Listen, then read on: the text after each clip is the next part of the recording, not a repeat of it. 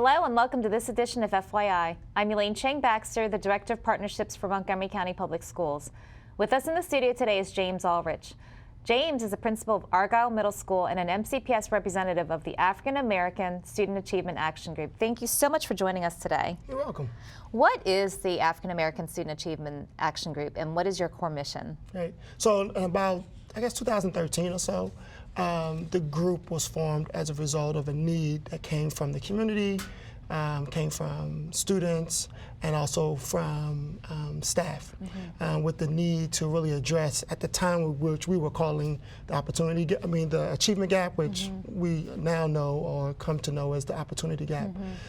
So the African American Student Achievement Group came really as the idea that to really address this gap or the issues around the gap requires community, requires parents, requires students, and requires school system. It's not just the school system's sole responsibility. So looking for ways to kind of connect that work. Through AASAAG, we're very much connected with the Chief of Staff office, Elaine with your office, of course. And through that, we stay connected with what's happening with MCPS. We oftentimes provide information and sit on work groups and things of that nature. So that's kind of our connection with MCPS. In terms of the community, a lot of times we find that some of our parents may not be fully aware of what's happening or fully understand what's actually happening within the system, whether that is a change in curriculum or a change in policy, that kind of thing. So we communicate with them through our newsletter as well as from them coming out to forums that we've had. We've had several forums.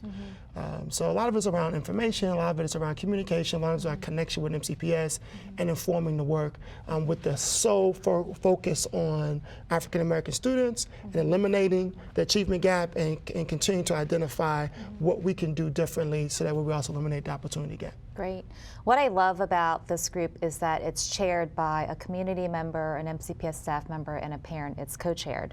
How do you guys work with the school system? Can you give us a couple of examples of things that you've accomplished through the work of AASAAG? Yeah. So when we first started, and even now, actually, you know, we have kind of standing meetings, if you will, with the school system once a year. We generally meet with the superintendent or with in this case, the chief of staff, Dr. Johnson. And we meet and we share either concerns from the community or share where we see some of the work that needs to happen within the system.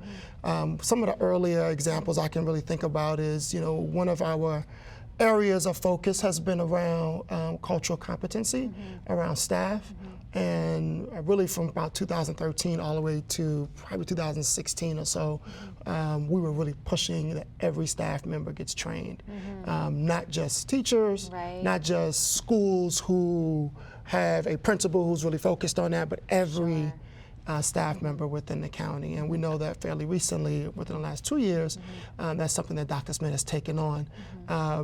We can't take all the credit, but we know that we've been pushing for it and have informed that work. So I know when that work was coming out, there was a lot of conversations happening with AASAAG and with some of the other groups as well about what this would look like around cultural competency training for our entire staff. So that's just one small example.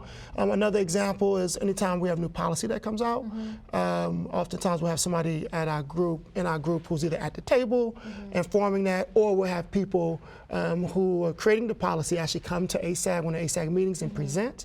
And then parents, community members, staff members, and students are able to provide feedback.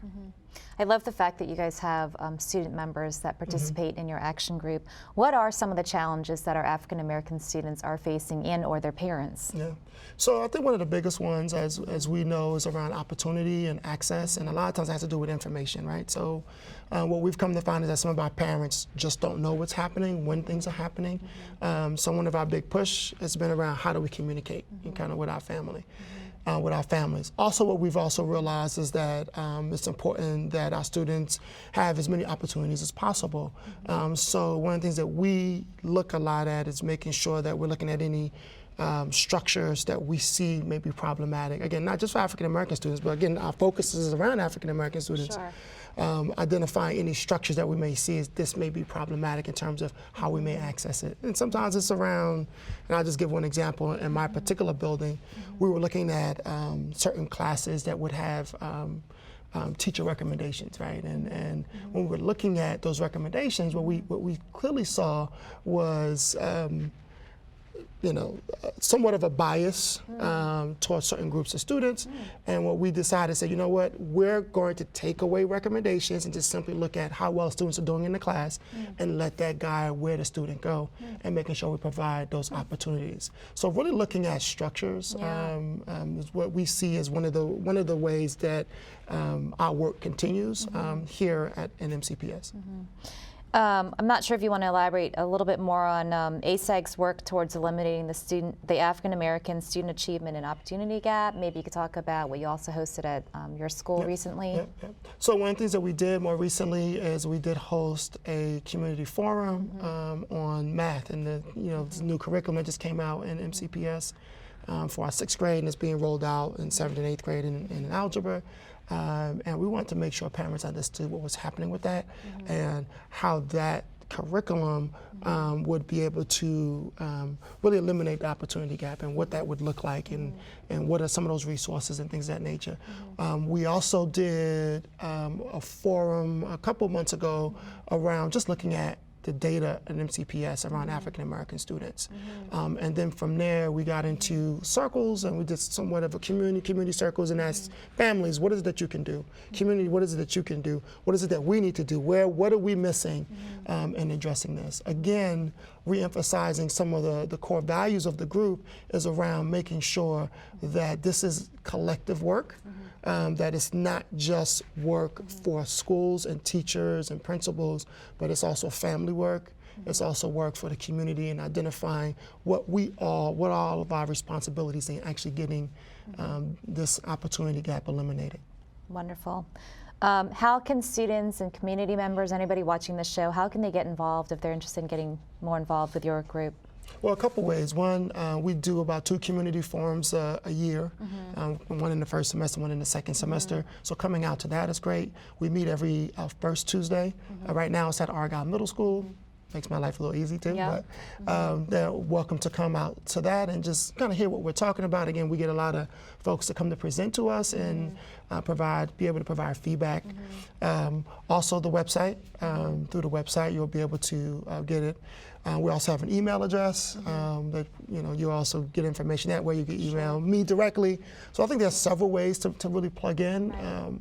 But we get a lot of parents who come out to the forums, and they just come out to the forums. They may not come out to every meeting, but just the opportunity for them to see and hear what's going on. So I'll say for our viewing audience that they can also get in touch with my office, and if they want to participate, don't be shy about just coming to a meeting or participating in a forum. And there's not a huge commitment to show up every month. It's what you want to, when you're available to come and participate, you're welcome to. Is there anything else that you want to share about AASAAG before we close the show?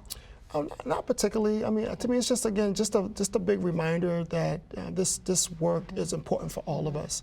How well our students do at school is not just about the school and that school's data. It's really about the community, and just making sure that we continue to focus on that. So as much parents and community members who can support our work, because I think intuitively we get a lot of staff members who come out. We're always looking for more parents and more community members to come out, because that's a very important voice that informs what we do here at MCPS as it relates to closing this opportunity gap. Right. Well, I certainly want to thank you for all of your work and your leadership with AASAAG. I think you guys have a really great core group of dedicated community members and staff members that really are just trying to bring in resources and opportunities for students to meet with success. And I certainly want to encourage anybody from the community who's watching the show to, if they want to get involved, to certainly get in touch with you or get in touch with me or go to the website and try to keep the momentum going so that we are not leaving kids behind. Absolutely. Yeah. Well, thank you for being on the show. You're welcome. Thank you for having me. Absolutely. Alrighty. And thank you for watching. I'm Elaine Chang-Baxter, the Director of Partnerships. Join us next time on FYI.